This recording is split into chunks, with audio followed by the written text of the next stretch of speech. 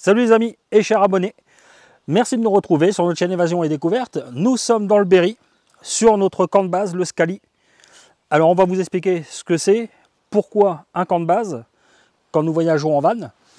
Le Scali déjà à la base, c'est un endroit commun pour notre famille et pour les amis que nous recevons, de façon à partager des bons moments ensemble, et tout ça en autonomie totale.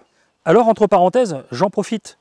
Nous avons un compte Instagram, si tu veux nous suivre, tu y vas, ça s'appelle etsepvam, je te mets le lien ici. Voilà, c'est quelques photos quand on voyage avec notre van, on en profite, et aussi des moments passés ici au Scali.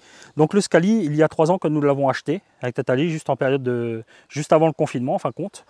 Et c'était dans un futur but de vie plus tard, donc on vous expliquera comment ça se passera pour nous. Et l'avantage, c'est que ce Scali, on l'a pris, donc il était complètement abandonné. L'étang, c'est un ancien étang, hein.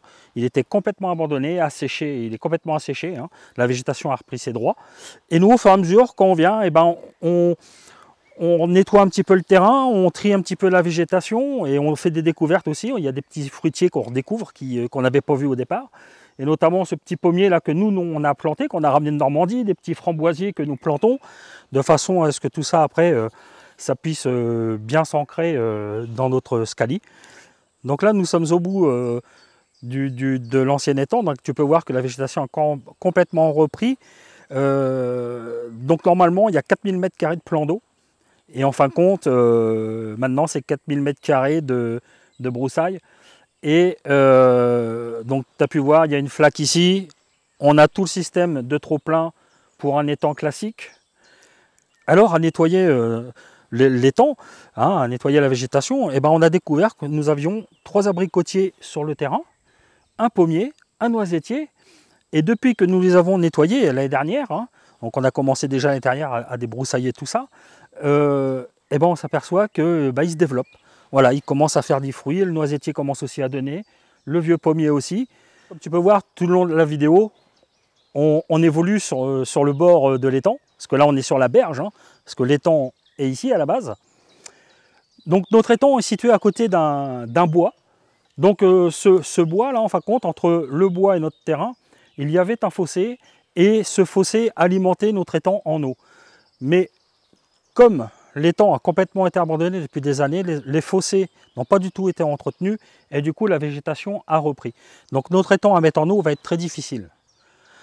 Mais on s'y attelle, on va s'y atteler tranquillement, on va essayer de trouver des solutions pour le remettre en eau. D'ailleurs, si vous avez des solutions, si vous avez des connaissances en étang ou quoi que ce soit, n'hésitez pas dans vos commentaires, hein, on est preneur de toute idée, hein, c'est pas parce qu'on vous fait une vidéo qu'on a la science infuse. Alors il y avait une chose qui était essentielle aussi, si un jour tu veux acheter un terrain comme celui-ci, qui n'est pas forcément un étang, mais juste un terrain, il y a des choses essentielles, c'est être au moins un minima autonome. Alors pas forcément autonome en nourriture, je te parle autonome en eau et en énergie, c'est quand même assez essentiel. Nous allons voir tout de suite comment nous faisons pour l'eau, l'électricité, car nous buvons l'eau du puits, car le terrain a un puits. Nous buvons cette eau, on va te faire voir comment. Et vous allez voir tout de suite aussi au niveau de l'énergie, comment nous faisons. La chose essentielle, avant tout quand tu achètes un terrain comme ça, c'est au moins avoir un point d'eau. Soit un cours d'eau, une rivière... ou comme nous, un puits. Ou l'étang, hein. L'étang il serait en eau, on pourrait consommer l'eau de l'étang, c'est pas un problème, on va te faire voir comment on filtre. Hein, on n'a rien inventé, hein. C'est des systèmes qui existent depuis longtemps. La vidéo n'a pas pour but du tout de te faire voir que c'est comme ça qu'il faut faire ou quoi que ce soit. Nous, on te fait voir vraiment comment nous, on vit sur ce terrain, comment on fait, et on n'y vit pas à longueur d'année, je précise tout de suite. N'oubliez pas, on voyage en van. Déjà, quand nous venons ici, avec le van, on a déjà notre électricité du van, on a le frigo, on a l'eau qui est chargée, hein, forcément. Mais on a aussi le puits sur le terrain. Et quand on reçoit du monde, eh ben, c'est quand même bien pratique d'avoir de l'eau. Eh ben, c'est tout con, hein, pour prendre l'eau, en fin de compte. Tu vois, notre puits, il est là. On a fait un petit couvert pour pas que les feuilles puissent tomber dedans, hein, tout simplement. On prend un seau, une corde, un mousqueton. Tu jettes ton seau dans le puits, hein. Voilà, hop, et tu le remontes, tout simplement, et puis là tu as ton eau, et en plus tu as de l'eau fraîche forcément, hein. Donc voilà, hein. Et en plus si tu veux vraiment, je je te fais voir une cachette. Tu dis rien. Hein. Tu gardes ça pour toi. Hein. Et en plus, ça permet aussi de mettre un petit peu de boutrole au frais. Hein. Forcément. Hein. Et l'eau doit être, je pense, à 10-12 degrés l'eau à peu près. Voilà. Voilà comment on fait pour l'eau. Une fois qu'on a récupéré l'eau, je te fais voir comment on la filtre. Pour filtrer l'eau, nous sommes partis sur un British Bakerfield. Alors, il y a aussi les filtres Baker aussi. Sauf que ceux-ci ont des filtres en céramique, plus du charbon actif à l'intérieur. Donc c'est pas compliqué en fin de compte. Hein. Une fois que j'ai vidé mon seau, je l'ai vidé dans le premier étage qui est là. Tiens, approche-toi Nat. Et à l'intérieur, tu vois, donc c'est pas beau, hein, c'est tout vert, voilà, hein, c'est de l'eau du puits. Hein. Et après, l'eau potable ressort directement, vous voyez, ça s'égoutte tranquillement. Et ça ressort ici. Une fois que cette eau est filtrée, donc là on est sur une contenance de 6 litres, ça va mettre à peu près 4 heures pour filtrer l'eau. Hein. Mais cette eau, une fois qu'elle est filtrée, je la mets dans des bouteilles, on la met dans des bouteilles en verre. Nous avons récupéré notamment du jus de pomme, des anciennes bouteilles de jus de pomme. Tu la mets comme ça et tu peux la consommer directement. Hein, donc ça, maintenant, cette eau-là, ça fait au moins 3 ans qu'on la consomme, on n'est jamais tombé malade.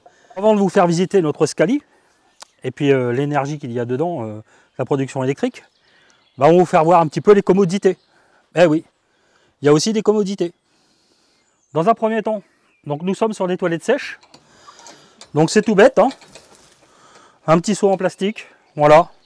Et puis l'autre seau là-bas, c'est là que nous avons notre suie pour mettre dedans. Alors évidemment, il ne faut pas non plus avoir peur des bêtes, hein, quand tu vis sur un terrain comme ça. Hein, c'est un autre esprit, hein. Au niveau de l'hygiène, c'est succinct, on va dire. Là, ici, nous avons la cabine de douche, pour prendre notre douche.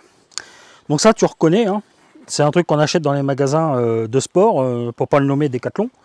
Voilà, donc normalement, c'est une douche solaire. Alors sincèrement, ça fait depuis, je ne sais plus combien de temps qu'on l'a, 2-3 ans. Bon, alors si tu attends que l'eau chauffe là-dedans avec le soleil, tu vas attendre longtemps en vrai. Hein. C'est de la daube, hein. Je te le dis tout de suite. Hein. Moi, je veux bien, mais si c'est pour laisser la douche pendant 24 heures dehors ou même 12 heures au soleil, tu as à peine de l'eau tiède. Donc, nous, ce qu'on fait, eh ben, on fait bouillir de l'eau, tout simplement. Tu vas voir, dans le Scali, il y a ce qu'il faut. On fait bouillir de l'eau et on met de l'eau froide, on mélange de l'eau froide, de l'eau chaude, on est tout de suite à température et comme ça tout le monde se coordonne pour prendre la douche en même temps. Donc là nous sommes sur un bidon de combien de litres 10 litres. Nous sommes sur un bidon de 10 litres. Alors 10 litres, on va dire il y a 3 personnes qui peuvent prendre une douche. À raison de 3 litres par personne, tu vois. Tout dépend de la surface que tu as à laver forcément. Juste à côté du Scali, le barbecue. L'avantage d'être entouré d'arbres comme ça, notamment l'été, c'est qu'on a de la fraîcheur, donc du coup, tu vois, on mange à l'ombre, sous les arbres. Donc voilà les amis, derrière moi, vous pouvez voir, c'est le Scali. Le Scali, c'est quoi en fin de compte? Eh ben, c'est tout simplement l'ancienne cabane de pêcheurs. Donc nous, maintenant, c'est devenu notre petit espace de vie quand il ne fait pas très beau. Hein. Et pour cela, on y a amené de l'électricité. Alors, pour ceux qui nous suivent, vous allez tout de suite comprendre, vous allez revoir, en fin de compte, dans la vidéo, là, vous allez voir des trucs que je vous ai déjà présentés. Pour ceux qui nous suivent, bah, vous allez reconnaître le panneau. Ça, c'est un panneau solaire amovible de chez EcoFlow. Hein, celui que j'avais dit qui n'était pas terrible parce que voilà, il ne tenait pas au sol et tout. Donc j'ai fait un petit châssis comme ça, là, et je l'ai fixé. Alors à la base, c'est vrai que normalement, un panneau solaire amovible n'est pas fait pour rester à l'année sur une maison. Il vaut mieux mettre des panneaux solaires adaptés pour. Donc là, j'ai un panneau solaire de 160 watts. Bon les amis, je vous invite dans le Scali. Et c'est une exclusivité. Hein. Attention. Hein. Donc, production électrique, eh ben, j'ai ma Delta 2. Vous vous rappelez bien, je vous l'ai présenté dans une vidéo.